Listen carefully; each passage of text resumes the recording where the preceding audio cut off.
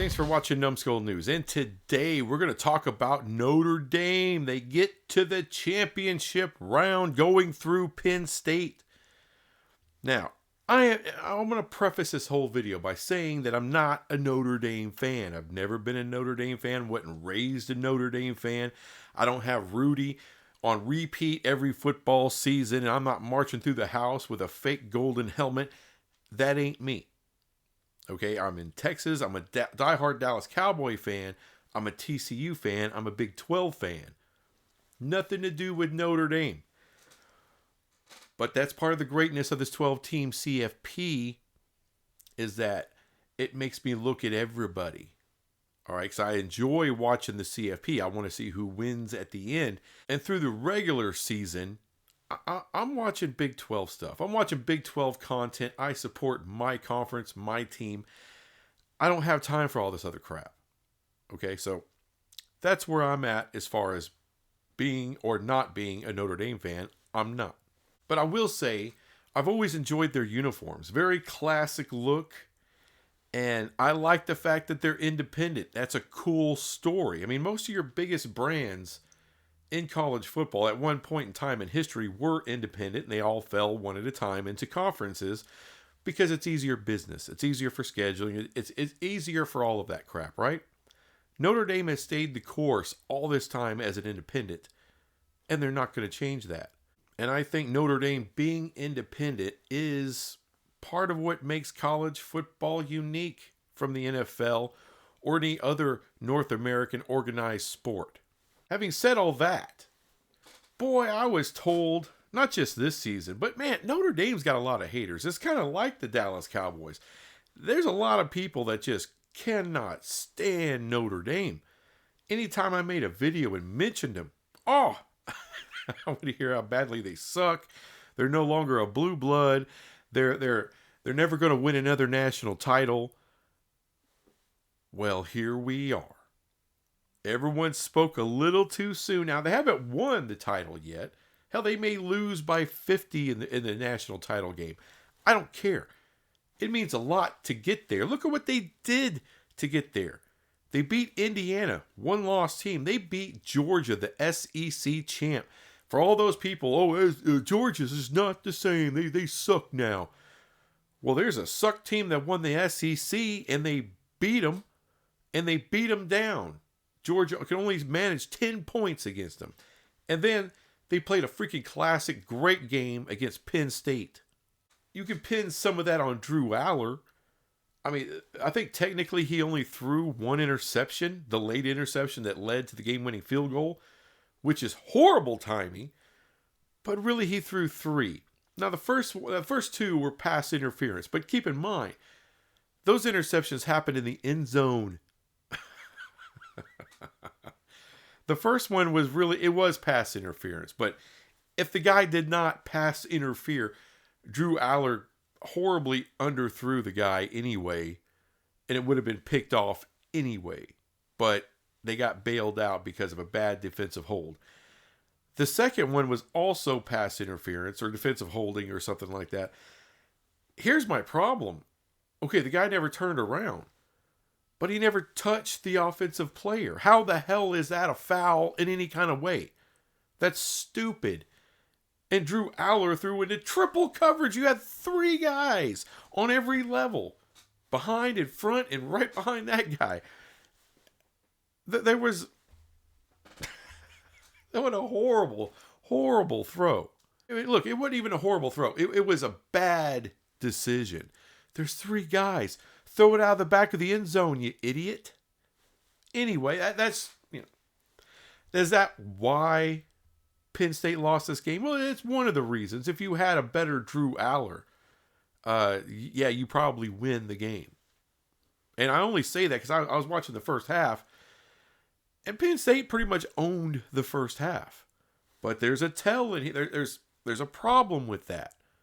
But first, let me just say this. Penn State defensive line was killing Notre Dame. They were sacking the hell out of the quarterbacks. I think Leonard got knocked out, and he threw an interception.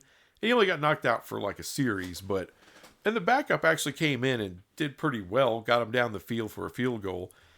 But that's part of the problem. all of this dominance by Penn State, and they're only up by 7. It's only 10-3. Only 10-3. See, to me, that's always a problem.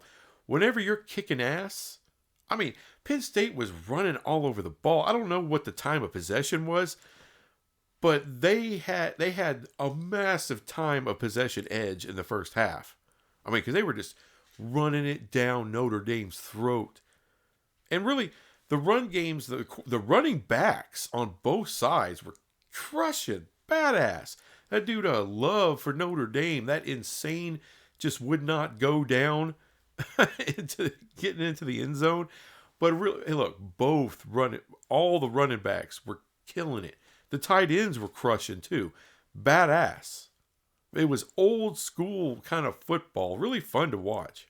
Leonard, even though he did throw a couple picks, but I think one was in the first half, early in the second half, or in the third quarter.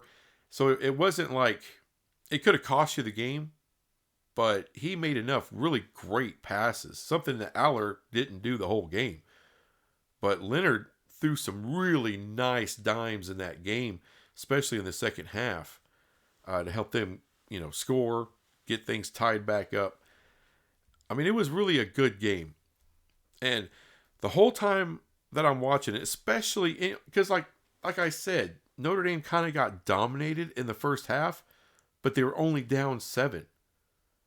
All right, they mitigated the disaster the first half could have been. And then the second half, they started out playing Penn State.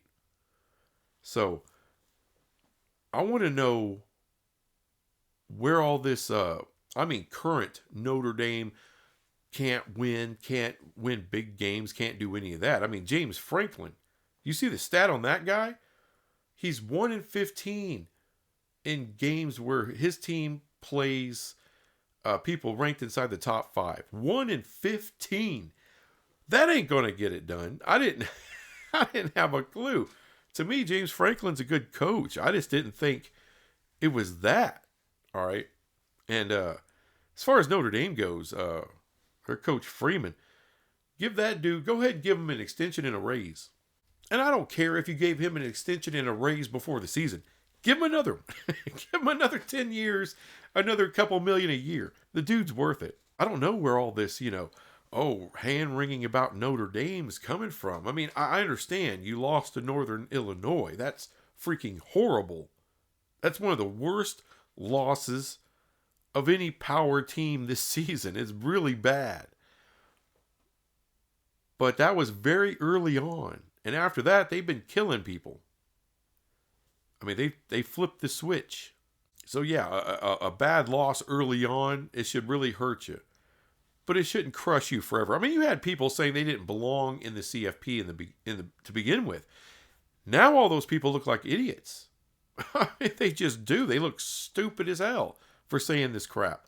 There's a ton of people on First Take and all of this crap that were just crapping all over Notre Dame.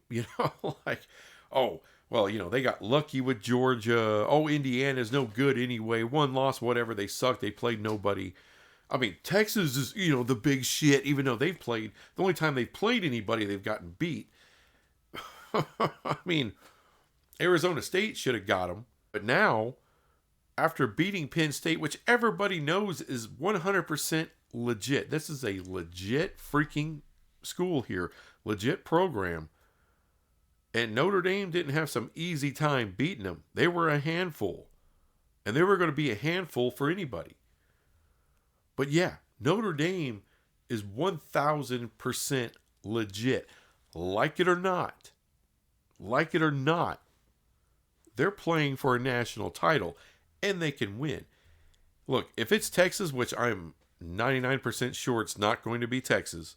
But if it's Texas, they'll beat Texas. They'll beat Texas.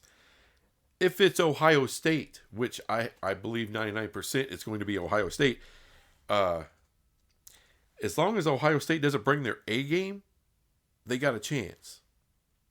But if Ohio State, because look, we've seen Ohio State not bring an A game. We've seen it. But if they do bring the A game, they'll beat Notre Dame. And they'll probably beat them by a couple, double digits. Let's just put it that way. But if they bring that B or C level game, which they're fully capable of bringing, Ohio State is, Notre Dame is right there to take advantage of it. That's how I see it. So, long-winded, congrats to the Golden Domers, the Fighting Irish, Notre Dame. They earned where they're at, and all the haters can shut the hell up for 1 year, or at least for 1 week or a couple of weeks. You're going to have to. You're going to have to, because you got nothing left to say. All right, I'm not a hater nor a lover, but I respect the hell out of what Notre Dame has done to this point, and you should too. Anyway, thanks for watching this crap, and I'll be back with some more crap later. Bye.